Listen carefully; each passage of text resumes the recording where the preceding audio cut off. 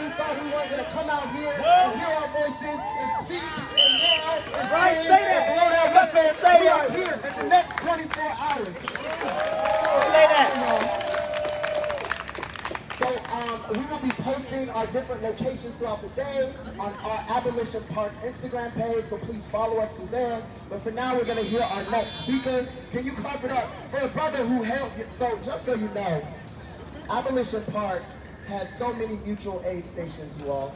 We had a medic tent, we had a food tent, we had a people's library, but we also had a bodega. Yeah! Has been holding it down at the people's bodega. Clap it up for Xavier! Woo!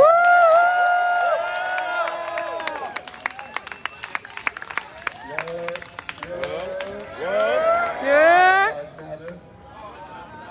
Whoa! My name is Xavier Panagos. Yes, I helped run the bodega, but I helped with any helping hand or energy that I could towards the space. I'd like to start by saying this is mostly directed to the police and critics of our space. Yes. Our home has been taken. Our home has been destroyed.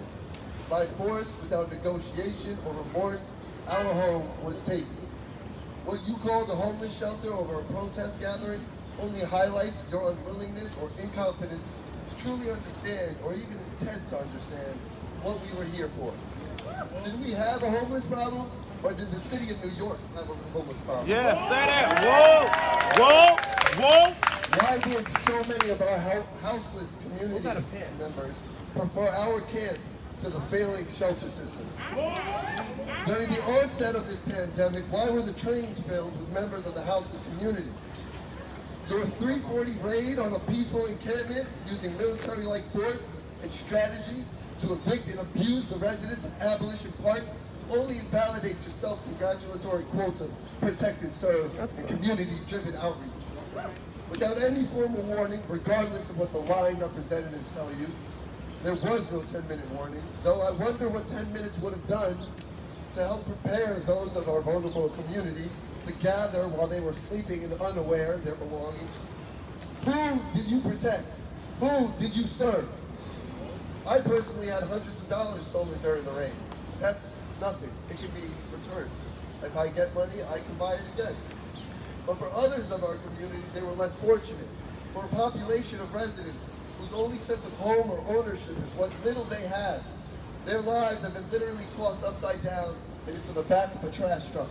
When trying to determine if buying food or saving for necessities is the daily operating procedure in life, how are those members of our community going to handle the unnecessary additional expense of regaining their footing? Members of our community lost their identification, birth certificates, social security cards, pictures of lost passports, pictures of long-lost loved ones, heirlooms, and other sentimental memorabilia. Much of it will be extremely hard to financially and logistically be to reproduce. And some won't be able to be reproduced at all. What thought or care went into that decision? What form of protection would you call this? When I returned to our space of true community and mutual aid, shortly after the raid, there were 8 dump trucks on the location, most of which had already filled with our community equipment, including PPE, feminine hygiene products, hand sanitizer, clothes, medical equipment, food, and unopened bottled water. I was told that belongings would be vouchered as I watched sanitation workers throw book bags and personal property into trash. As other officers dictated that bikes would be thrown away, as I watched officers break open a locked drawer filled with donated equipment like a projector, a laptop, tools, all tossed into the trash, with no regard or respect to the owners. Who did you serve? The officers, as you stood there and lied to my face after you let selected groups wander and grab their belongings. Who did you serve when you lied about vouchering items with names? Names of who? Whose names were being arbitrarily attached to vouchers to these small amount of items that weren't immediately trashed? Ironically, the police department saw fit to keeping our community coolers and our generators and our speaker. And of course, if we have a proper photo identification and receipts and papers to prove that those are our belongings, we'll be able to get it back. But I just recently had to deal with 3 days of running around and dealing with the NYPD to get my bike that was taken from me after I was arrested and manhandled on the fucking bridge a week ago. Excuse me. Take your time. My question of who are they protecting and who are they serving? Psych and I were both arrested on the bridge. And we both were sent to 24 hours of processing. Who were the intake officers protecting? After they manhandled me, threw me up against the wall, and threw my face against the wall, and twisted my arm to the point of dislocation. All because I didn't want to take the drawstrings out of my shorts. Who are you protecting when my arresting officer feared for her life and grabbed her gun while I stood zip-tied behind my back, tapping on the wall?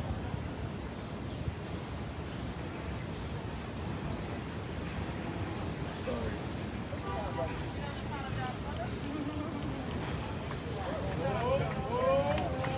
Why was my arresting officer wearing such a divisive thin blue line patch on her uniform, when many other officers around the country have acknowledged the divisiveness of the flag? Why are precincts displaying stickers of "Don't like the cops? Don't call them"? See how that works. What message are they sending to the community? Why should the first thing that a rape victim or a victim of abuse has to see when they walk into the precinct that passive-aggressive instigation by the very people sworn to protect and serve? As I stood in the first precinct after being pulled and tackled off my bike into a news camera by riot police, as I pedaled away in an attempt to vacate the area, I stood at the front desk greeting, more confronted by another tone-deaf poster reading, "It's a matter of pride," with a picture of the NYPD badge of ours. I couldn't help but think of it. It's a matter of pride is why we're here. It's a matter of your pride is why you, the NYPD, have proven incapable and unwilling to change or reform in any meaningful way. It's a matter of pride why you're still out here killing unarmed and innocent civilians.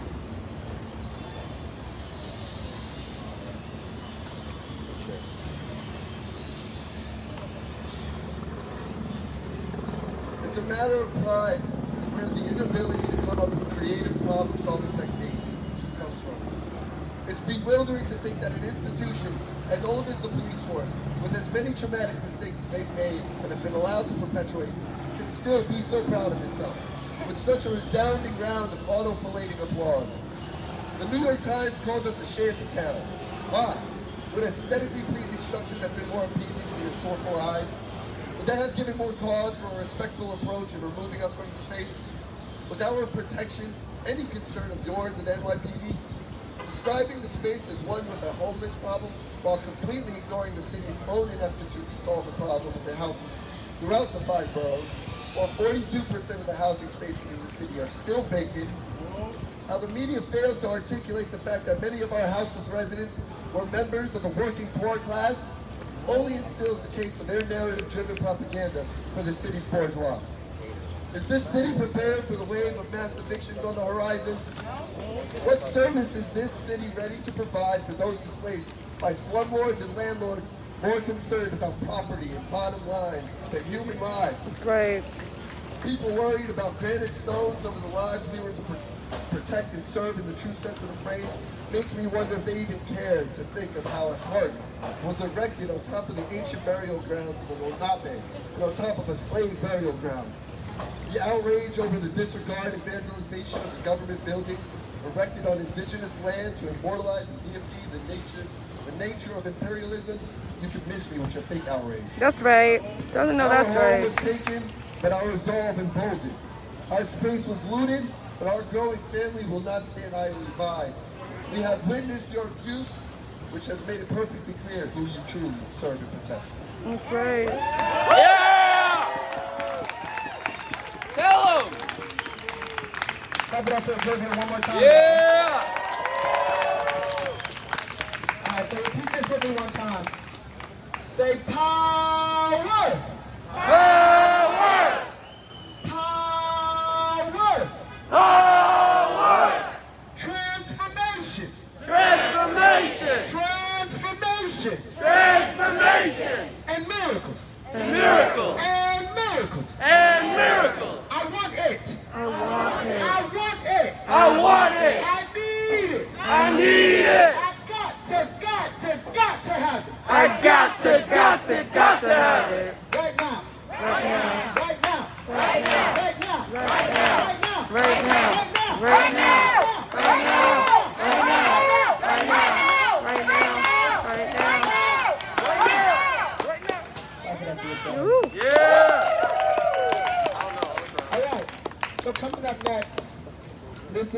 here, do this with them. Who keeps us safe? We keep us safe. Who keeps us safe? We keep us safe. So when we say safety, it is not just about our physical bodies. When we say safety, we also mean our minds.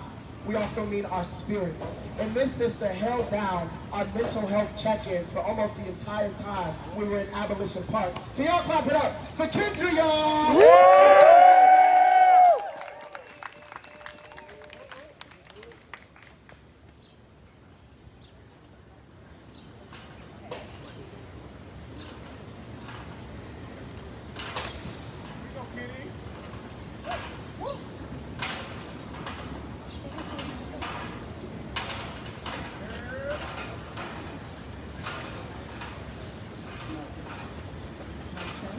Yeah. Yeah.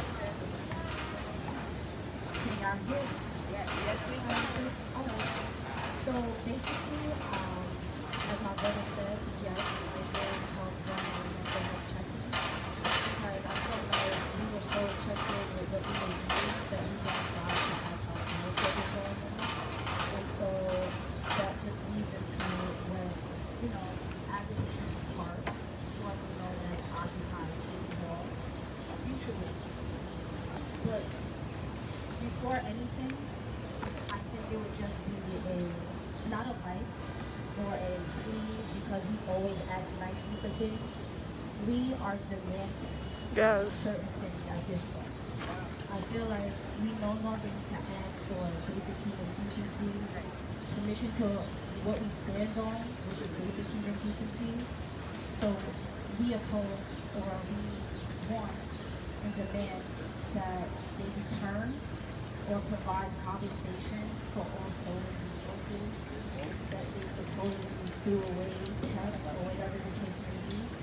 We want and demand all charges to be dropped and all protesters to be free.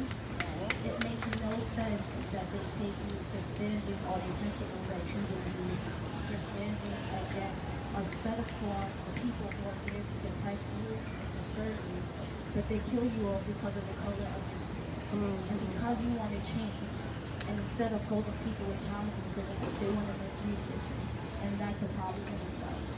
The next issue that we had, and what we realized, is that we provided no safe housing for the displaced people. So now, at this point, we want immediate safe housing for all the displaced houses Yes. that took that part of the race, not only because it's sitting bodies, but because we had the resources to sit and do what New York City couldn't, which was help with homelessness, mental health issues, and protecting Black and brown people from getting told off by those who are here to protect us. Yes. And so when we speak on abolition, it is Black liberation. Because we want more. The future of Abolition Park at this point is to be better because we are. It's to not only defund the police and put that money into the communities, but specifically Black and brown, because we are the most targeted and the most hated at this point. So if we can do anything to protect us, why not give back? Why not build a safe place where you know that their lives are not at risk?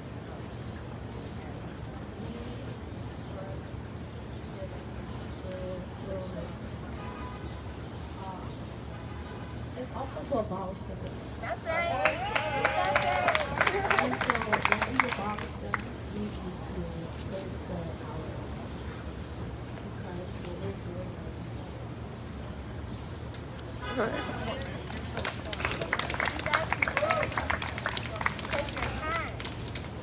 what we're doing right now is the same. And it's doing the same thing over and over and over again because people do that. And at this point in time, there's only but so much that we can do of following a code of procedure until we get rid of it. So I feel like we the people, we protect us. We've been protecting us since day one. So why can we not implement our own safety? What would be the issue with it? In the sense of also the future of Abolition Park, it's bringing everybody together. all of us from different backgrounds, neighborhoods, cisgender, transgender, all of us have gathered to, all of us have come together and figured out how we were going to bond on an important issue. And the issue is that black and brown lives are completely enriched. And so with the future of what's going on is that we need more resources. We continue to conquer a problem that New York City does not want to have. And that is once again homelessness, mental health issues, and black and brown people being killed off by actual real protest. Yeah.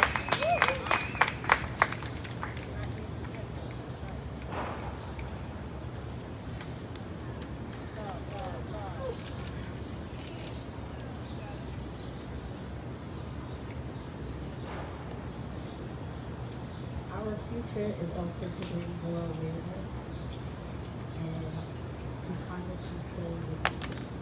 Right now, what's going on is kind of working in our favor because we allow things to be viewed in a lens that is fair and necessary, unlike what we see ultimately.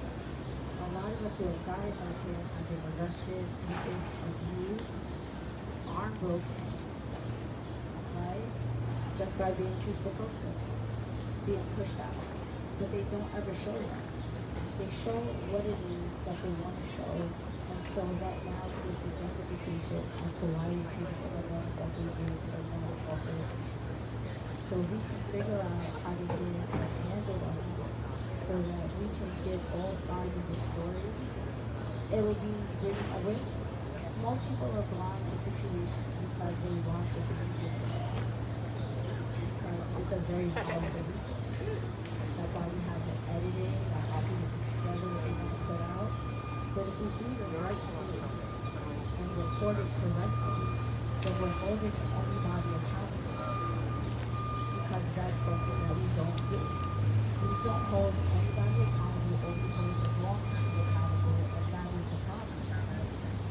There should be no reason why protesters are in jail right now and the cops who killed Breonna Taylor are on vacation. That's right. That shows you that we have an issue with our justice system. And so, at Abolition Park, nobody understood. Because they were going based off of what their video was like. Where she was down, it was violent. But it wasn't. It was a home. It was a home to everybody. It was a home to those who are houseless. It was a home to those who are not able to live with their families because of what's going on right now. So we can provide a further thing while also accomplishing the problem at hand, which is abolishing and defunding the whole justice system. Yes, the whole thing. The whole thing. Even if the whole thing, it's just trash. And so we do it that we are now solving a problem because division is also there. So we're bringing everybody together and we're figuring out how we're going to start this, having like this dialogue, which is literally the justice system. It's people who support Trump opponents who do everything else. So we can literally bring awareness. We are now solving the issue. And that's what we need more of. We need more people who are going to do the right thing. We need to start holding these people accountable, like Channel 7. For example, yeah, I'm going to call you guys out right now. Let's talk about it. The employees got raided at 3:40 in the morning, right? So it does not take a total of 100 or so cops coming in, 700 coming in, right? And that's probably not including the ones that we have on the north side and who surrounded us on the other side. But the fact that we had all these people come in with no notice, right? It's crazy because they don't report that. You hear walkie-talkies, you hear muffling, right? You're thinking like, okay, to go left. By the time you're trying to potentially warn somebody that something might go wrong, they're in your face, yelling at you. There's better ways to go about it.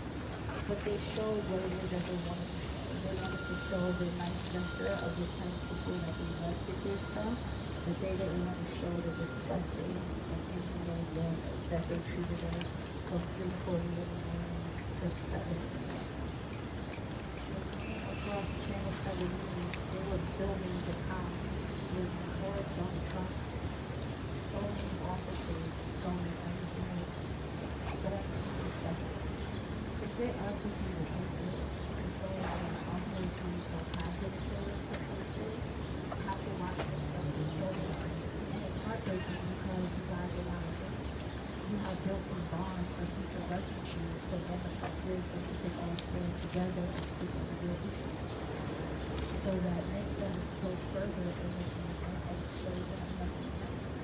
So what Channel 7 did was they showed that part, and then when I tried to speak on the actual news of what was going on, they judged them for it split between them. And then he proceeded to film when the officers were arresting me and a fellow friend who was protecting me while we were walking away.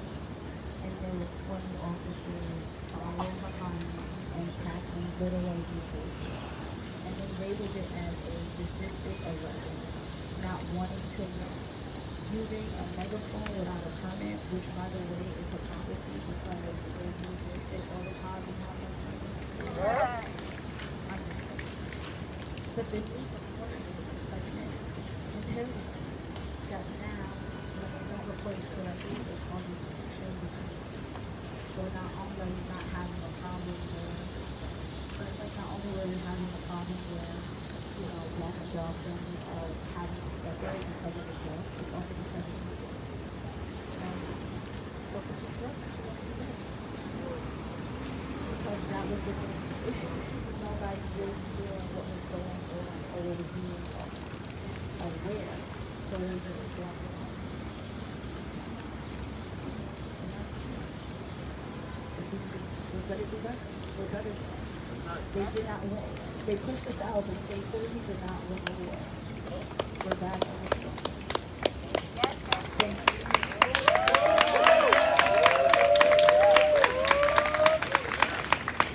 Clap it up for Kendra one more time, y'all. Whoop, whoop, whoop.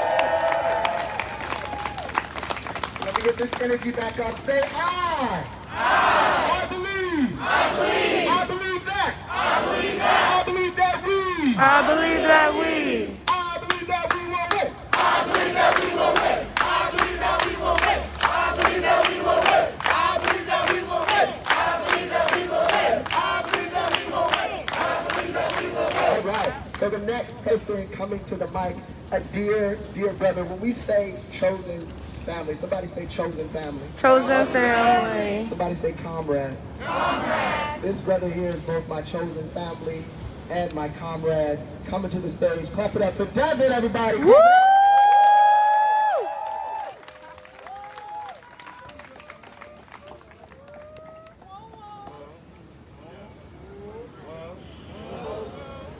just want to give thanks to God for all of us being here today. Thanks everyone here for showing up. Thanks to Abolition Park. There are a lot of people represented in groups, represented in individuals, represented in every perspective and diversity. We love y'all. Thank y'all. And again, y'all are very dear in the sight of God, in the sight of us. Okay? Thank you.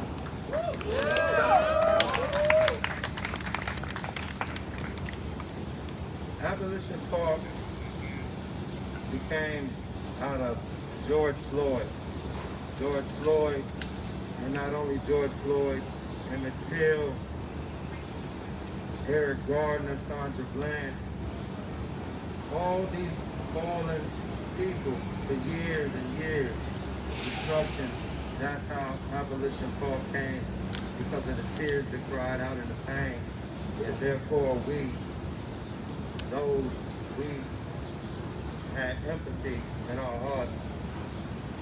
And we came and we formed Abolition Park. Again, we protested. We came as protesters. What Abolition Park is, we're Americans. We're all Americans. And that's why anybody that comes to Abolition Park, you're welcome. Because you're here in American soil, whether we agree with, the politics, the system of America, because we are here, fuck what they feel, this is ours. Excuse my friend. But nevertheless, Abolition Park is American, first off. That's our culture. Our culture is an American culture. And therefore, in America, we have every race, creed, religion, belief, respect here. So, and everybody is welcome. However, at Abolition Park, we are protesters. So, it's a war ground. It's us fighting with our spirit, speaking our voice to those who are oppressing, saying we are not going to be quiet. For many years and many times people are quiet, And so again, our culture is, police is a no. Also, collectively, they've decided that we don't deal with Donald Trump. So again, I don't have time to watch everything, but again, at Abolition Park, when you realize the group is pertinent about this, using an individual, you just need to just ride with what the group is saying. So again, no Donald Trump supporters were welcome, because again, it will agitate our folks and their passion and really disrespect their belief. So again, all Americans were welcome, but nevertheless, it wasn't feasible for those spirits to be there, because it creates more hostility. Again, at Abolition Park, we believe in protecting. We believe we're all adults, so we strongly enforce no unconsensual behavior. Again, people, we all make mistakes. If you make a mistake, you get it right, but nevertheless, you definitely know when you're going too far. So as you get to know people, one thing I learned is I learned in New York, count into a person's head sometimes and not their heart. Because sometimes in their head, things is messed up, but in their heart, they really mean well. And if it don't apply, let it fly. So sometimes people talk and they're really not talking to you. So if they're not talking to you, at Abolition Park, these are philosophies that'll help you, survive. So again, our culture is, of course, because again, at Abolition Park, we abolish capitalism by giving away everything for free. So we really have a secret society within New York that's public, but no, they don't want to let that be known, because again, America is capitalism. So again, the reason why they don't tell our story is because again, we abolish capitalism. Right there. We also abolish social classes. Again, there are people there that are well off, and there are people that have no idea about being well. And again, we all existed, and we loved in harmony, and we dealt with the fire. Again, everybody here is on fire, because again, you said that I'm willing to deal with America's toughest issues that most billion people run away from, but we are the chosen for these problems. And every last person here is the strongest leader America and the world has seen. So again, know that you are powerful. You are $1 billion testimony, because again, it's about 6 billion, 7 billion, 8 billion people on the planet. Again, we're a small core that only grace that space, man. And again, a lot of people will never see it. So you're special. You are on fire. You are the Kylie Jenners, the Google, the Amazon boom. Everything when it booms off, that's who we are. And know that. So know that you are on fire. Know that you are powerful. So again, our culture is, of course, because everything is free. As much as you like it's free, according to what we have in stock. To be fair. So that's basically it. We're doing things, and we make it happen by the love, by people seeing that we're doing the right thing by God and by the people, and therefore people donate to us. They give us what we need because guess what? They know this is the right thing, and therefore know that there are big contributors to Abolition Park. Everybody here made a contribution. I want to give a special thanks for everybody. Because again, we have financial people, and then we have people that actually, I call them blood, sweat, and tear people, because they gave their blood and sweat and tears at Abolition Park. And no matter how somebody thinks that they wasn't, again, their blood, sweat, and tears went in there. Nobody from Abolition Park can be kicked out by an individual, okay? But again, you know, we did suspensions and stuff like that, but only suspensions, only because we don't want to kick nobody out, but at the same time, we don't want you terrorizing our lovely folks, okay? So, yeah, again, homelessness, everybody want to say this is not a homeless, we are, Abolition Park is protesters, you know, that were willing to live homeless to protest. You hear me? Like, homelessness, like, we got more food and resources that people have in their home. We have solar panels, you know, paying attention. We have Wi-Fi. One day they said, listen, fix the phone. Bring your broken phone here. I'm like, bring your broken phone here, and somebody's gonna fix it for free. We had that. So again, we homeless. We are Abolition Park ran like a computer, like a mic, like algorithms and stuff like that. With people doing it, like so if you make a wish at Abolition Park, and guess what? Hallelujah.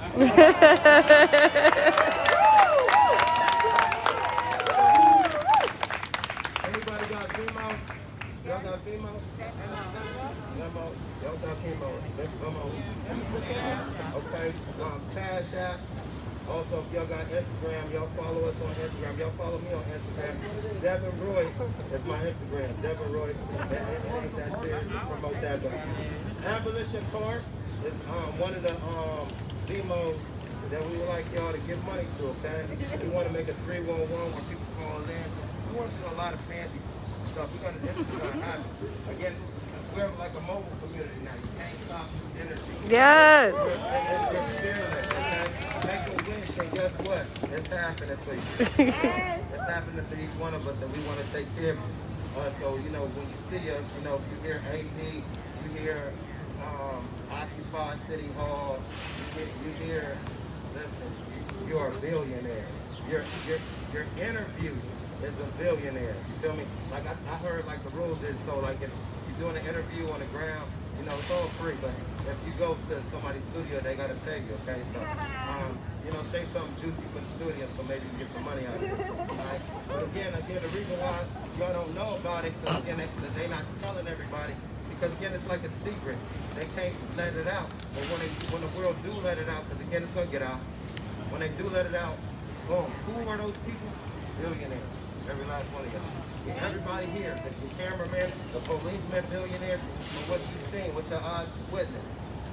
Also, man, I think in the boys in the hood, either they don't know, if y'all can help me, because I'm either they don't know, don't show, don't care about what's going on in, I guess, the Abolition Park. You want to know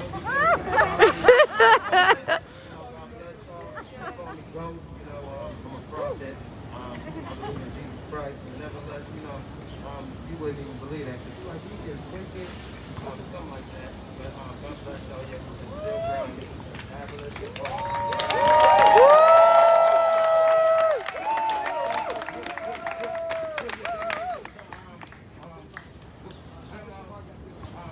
Park at Memo, and what's that other table that was over there? That we had Warriors in the Garden for the library. We also had NYC marchers. Donate to those people, okay? They all apart. Again, there is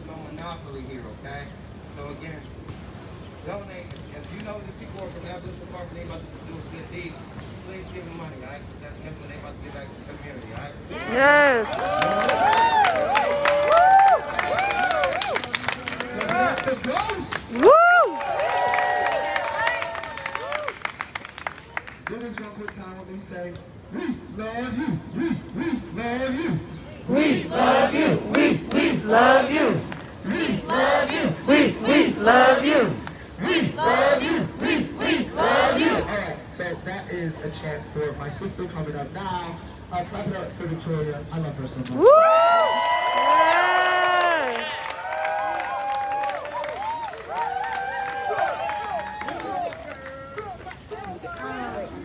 Yes. We are getting ready to march. We are going to be marching all day long.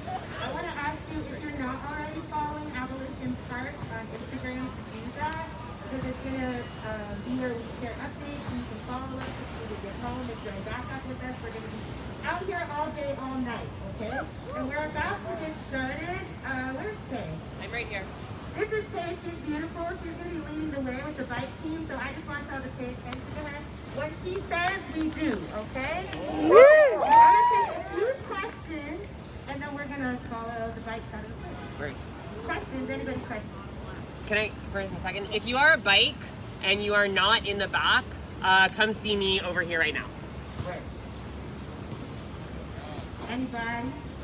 Or we know everything.